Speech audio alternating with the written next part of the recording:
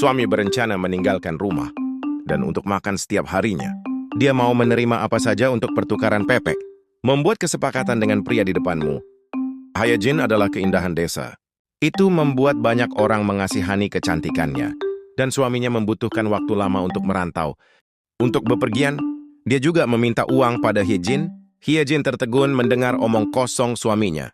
Katakan apa yang kamu lakukan. Dan suami bilang dia tidak akan lama meninggalkan rumah. Dia juga mengatakan pekerjaannya perlu dirahasiakan. Dia berjanji akan membawa tinggal ke tempat lain di masa depan. Tapi Hyejin tidak mempercayai omong kosongnya. Makian keluar di mulutku. Tapi karena kamu sudah menikah dengan suamimu, itu hanya untuk bertahan. Mau tak mau aku berinisiatif mengambil uang tabungan untuk suamiku. Tak lama kemudian suami keluar rumah. Kepergian suami, kini hanya Hyejin yang tersisa. Ia pun menghela napas tak berdaya. Hyejin berdandan di rumah hari ini. Bibi kampung mendatanginya. Mengatakan bahwa ia ke sini untuk mengenalkan alternatif mencari uang. Lelaki tetangga ingin menemui Hyejin, membayar sekantong beras jika sudah selesai. Dia memikirkannya cukup lama. Demi mengisi perut, aku akhirnya setuju. Dia berdandan dan datang ke kebun anggur. Melihat lelaki dengan sekantong beras, kulihat seorang lelaki datang menghampiri.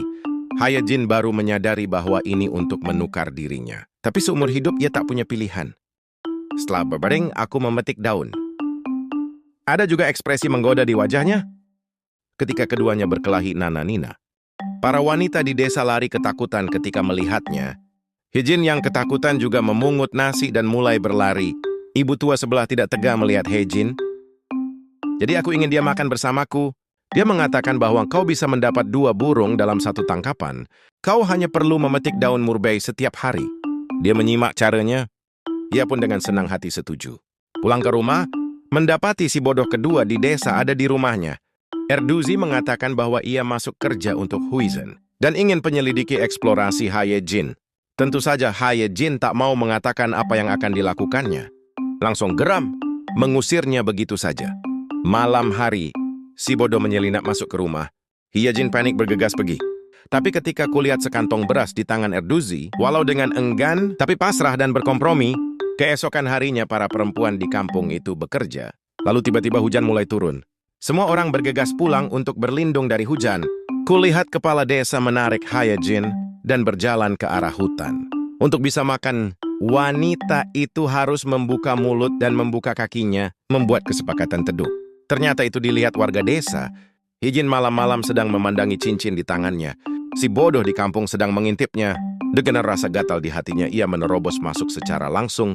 Saking takutnya, Hyejin langsung berteriak. Yang si bodoh hanya bisa lari terbirit saat melihat ini. Dan apa yang dipikirkan para perempuan di kampung ini, gosip panas menyebar. Ketika Hyejin datang untuk mencuci pakaian, perlakuan sinis dilontarkan. Memamerkan barang pemberian suaminya. Simbol cinta setia. Hadapi retorika mereka. Hyejin tidak mengatakan apa-apa, tapi terlanjur dalam hatiku. Mencari cara membalas dendam pada perempuan itu saat memetik daun murbei hari ini. Tanpa sengaja menemukan suami perempuan itu, aku punya ide. Maka aku sengaja membasahi diri untuk menggodanya. Melihat laki-laki itu di sini, dia bersedia membantu memetik daun murbei dan meminta untuk Nana Nina. Tapi Hyejin berkata, ia menginginkan cincin istrinya. Demi mendapatkan Hyejin, pria itu setuju. Malam hari pria itu mencuri cincin. Senang bisa menemukan Hyejin. Mengikuti Hyejin masuk ke dalam rumah. Istri pria itu menemukan cincinnya hilang. Dia tak berdaya memikirkannya. Di mana kau kehilangan cincin itu? Tunggu sampai kau melihat cincin di tangan Hyejin. Aku langsung mengerti. Lalu pergi ke lapangan mencari suaminya. Dipukuli langsung di lapangan. Setelah itu ia mengajak seseorang menghadang rumah Hyejin. Beberapa orang juga ikut bergabung menghajar Hyejin dan menjara semua di rumahnya. Hyejin terpopo keluar. Ia terus meneriakkan nama ibunya, berbaring di tanah mengingatkan pada masa kecilku. Ketika aku masih kecil, aku sering tak bisa makan kue buah di rumah. Hyejin yang tak bisa menahannya, mencuri ubi jalar orang lain. Tapi sayang itu ditemukan, tapi sang pemilik ubi melihat betapa cantiknya dia. Hal itu juga membawanya ke tempat yang tak seorang pun ada di sana. Pada hari ini, orang-orang di kampung berdiskusi mengusir Hyejin, tapi tak seorang pun punya alasan kuat. memutuskan untuk mengundang bapak tua yang disegani di kampung untuk datang. Ketika bapak tua datang ke rumah Hyejin, itu juga langsung memarahi. Dan dengan marah agar cepat pergi dari kampung, Hyejin juga memohon. Pada akhirnya bapak tua itu dilunakkan hatinya oleh benda lunak. Lakukan saja seperangkat senam radio. Bisa dengan mudah mendapatkan sekantong beras. Perempuan akan melakukan ini. Begitulah cara Hyejin mendapatkan pria tua itu. Tidak jadi diusir dari desa. Bibi di sebelah memberitahunya hari itu. Daun murbeinya hilang. Begitu si bodoh mendengarkan kata hatinya, kesempatannya telah datang. Relawan. Kau bisa mengambilnya kembali. Tak lama keduanya datang untuk memetik daun murbei. Tapi orang bodoh punya ide lain. Tepat ketika si bodoh mulai. Mereka ketahuan oleh pemilik daun murbei. Orang bodoh takut. Meninggalkan Hyejin dan kabur sendirian. Ketika si pemilik hutan melihat penampakan Hyejin, langsung tertarik. Menarik Hyejin langsung ke kebun untuk colok ubi. Katanya dia bisa memberinya banyak daun murbei. Pada akhirnya, Hyejin tak hanya kembali dalam keadaan selamat dan sehat, dan membawa kembali sekeranjang besar daun murbei. Mengacuhkan si bodoh di sini. Aku tahu bahwa aku membuat gaun pengantin untuk orang lain. Semakin dipikirkan semakin marah si bodoh. Menolak semua barang-barangnya, menandakan bahwa Hyejin tak setuju. Merayu dia. Tapi Hyejin tak begitu mudah mengalah. Menolaknya lagu. Setelah ditolak, si pengganggu bodoh itu nekat menerkam. Tapi dihentikan tepat waktu oleh tetangga yang datang. Tak lama kemudian suami Hyejin kembali.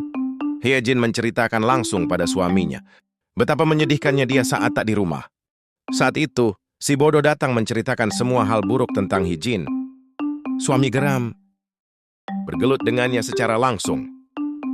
Dan malamnya suamiku juga berkata jujur, menandakan bahwa ia tak berjudi di luar, tapi untuk negara.